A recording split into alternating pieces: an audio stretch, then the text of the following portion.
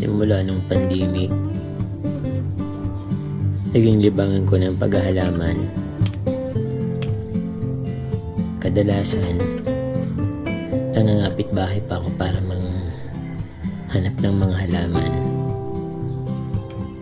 Kahit ordinaryong halaman lang, may tanim lang ako sa aking bakuran.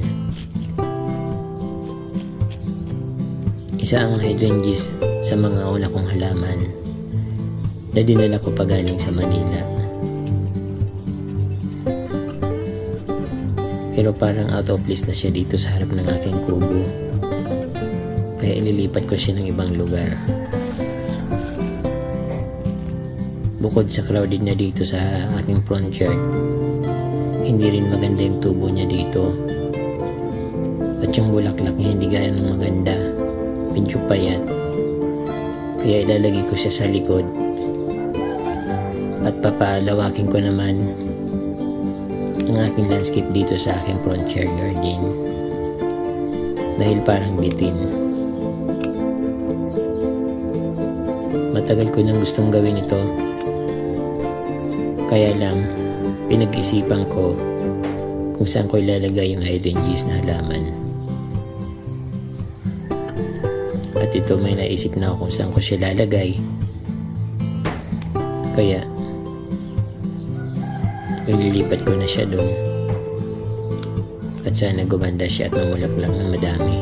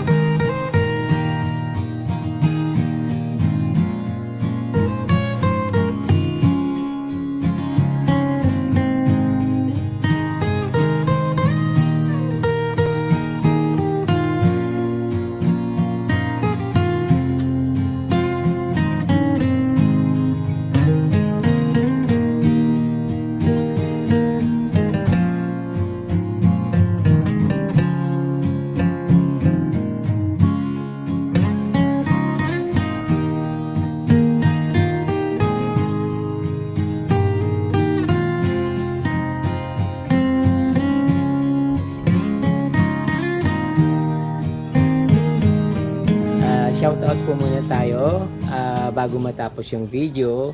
So, shoutout po to Robert Nulud, Sally Javier, Ligia Dasa of Bogota, Colombia, at kay France Arts. Si France Arts po ay isa carving expert or artist. So napakagaling niya pong mag-ukit sa mga malalambot na bagay. So halimbawa sa sabon, gagawin niyang bulaklak, pwedeng gawin niyang tao, pwedeng niyang i-ukit yung mukha ko. So ganun kagaling si France Arts. So pwede niyo po siyang bisitahin sa kanyang YouTube channel, France Arts at the YouTube channel.